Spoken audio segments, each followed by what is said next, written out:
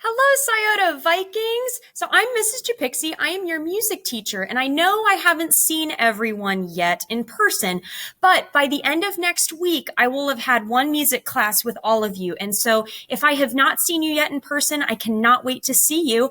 And if I have seen you in person, we had a fantastic first day of music together. So today we're going to focus on listening. So today we're going to listen to a piece called Gigue by George Frederick Handel. Now, as you can see on the screen, George Frederick Handel was born in 1685 and he lived until 1759. So as we listen to this piece the first time, tap the heartbeat somewhere on your body. It could be 2 fingers on your palm. It could be on your head if you want. It could be your shoulders, your elbow. I don't know if you want to get your foot and tap your foot to the heartbeat. It does not matter to me. Tap the heartbeat somewhere on your body. And as we listen to it and as you're tapping the heartbeat, be thinking, is this piece of music fast, slow, or is it kind of a medium tempo? Okay, or is it kind of medium speed? All right. And as we listen, if you're tapping the heartbeat and you have already decided that it's fast, slow, or medium, start to listen to what instruments you hear. Okay, so here is Gigue.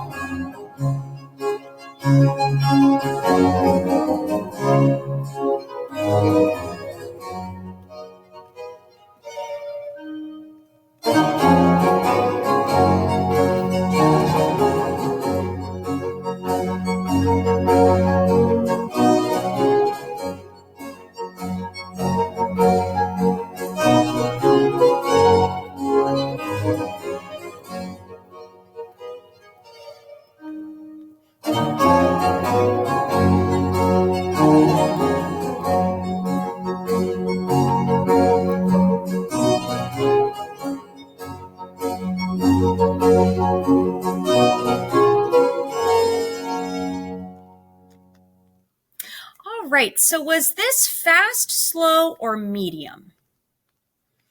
Now, if you said medium, I think you're correct. It's kind of a medium speed. It's not too fast. It's not really slow. It's just kind of in the middle there, kind of like you're walking along, kind of like a walking speed. So in music, the speed of music is called tempo. And musicians use this word all the time to describe the speed of a piece of music, whether it's fast or slow or in the middle. That's called tempo. So for this piece of music, we would say that the tempo of this piece is medium or moderate. Or there's also another fancier word. It's an Italian word called andante. And andante means like a walking speed or a normal, like medium speed. Okay. So Gigue, the name Gigue is another word for a jig, okay? A gigue or a jig is a type of dance. And so this is a dance song. So people back in the 1700s, when they would listen to this piece of music, they would be dancing to it. So as we listen again this time, I want you to imagine what the dancers might look like if they were dancing to this piece of music. And same thing as last time, listen to what instruments you hear, because there might be some different instruments that you hear that you may not be able to recognize. Okay, so here is Gigue. So you're listening for instruments that you hear, and you're imagining what the dancers might look like dancing to this piece of music. Okay.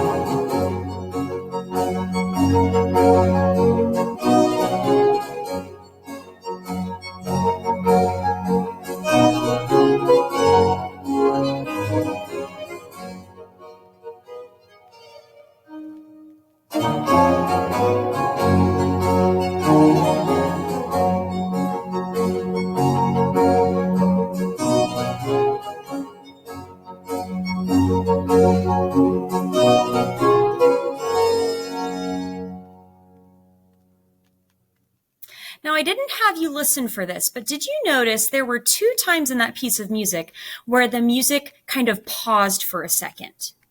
Did you hear those parts? Well, those parts were where the dancers would take kind of a break, a little break, and kind of break for a second and then keep dancing once the music started up again. So what instruments did you hear? Some of you may have heard like a violin or a cello or a bass or a viola. They were string instruments, okay? So there were string instruments in this piece of music. Now, along with the string instruments, there was another type of instrument that you may not know about and you may have never heard about. It's called a harpsichord. So we're going to watch a really short video on what a harpsichord looks like, what it sounds like, and how it works.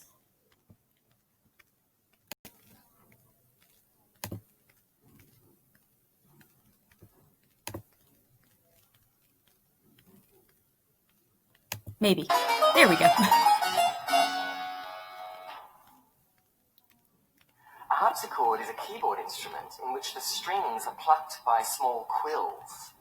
Out of all the keyboard instruments we have, piano, organs, clavichords, and harpsichords, the harpsichord has the longest pedigree. It was invented first in the 15th century and it only really died out in the French Revolution at the end of the 18th century. Inside every harpsichord are strings, but inside every harpsichord are also things called jacks, and that really lies at the heart of the harpsichord mechanism.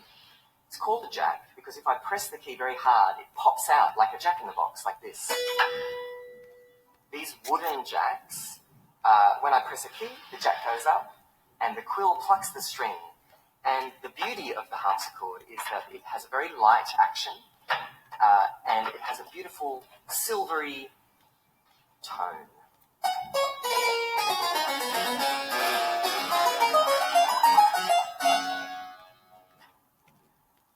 So that's an instrument called the harpsichord. Now, if you remember way back in kindergarten, when we actually went through and opened up the piano and you got to see how the piano worked, the piano has hammers that come up and strike the strings. Well, a harpsichord is a little bit different. Those jacks have a little quill on the end and the quill actually plucks the string. So rather than hitting the string, it plucks the string. So we're going to listen to Gigue one last time. And this time, I want you to listen for the harpsichord and see if you can hear that sound. So we heard a little bit of what the harpsichord sounds like in that video. We're going to see if we can hear if we can hear the harpsichord in the Gigue. Okay.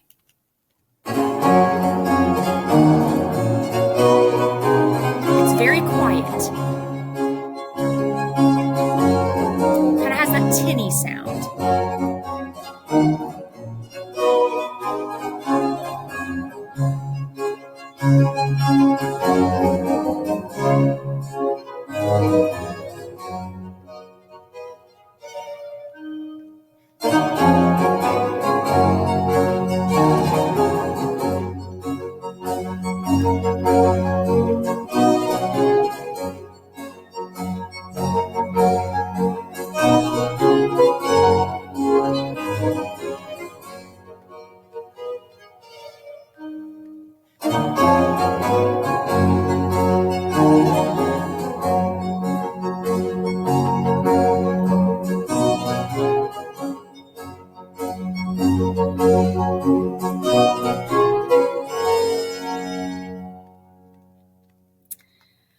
So did you hear the harpsichord? And it may be hard to hear because I know the speakers on the computer that I'm recording aren't the best, but it's a very, very neat instrument. And if you want to search on YouTube for other videos on how a harpsichord works, there's some really cool videos out there of the harpsichord because it's a really, really neat instrument.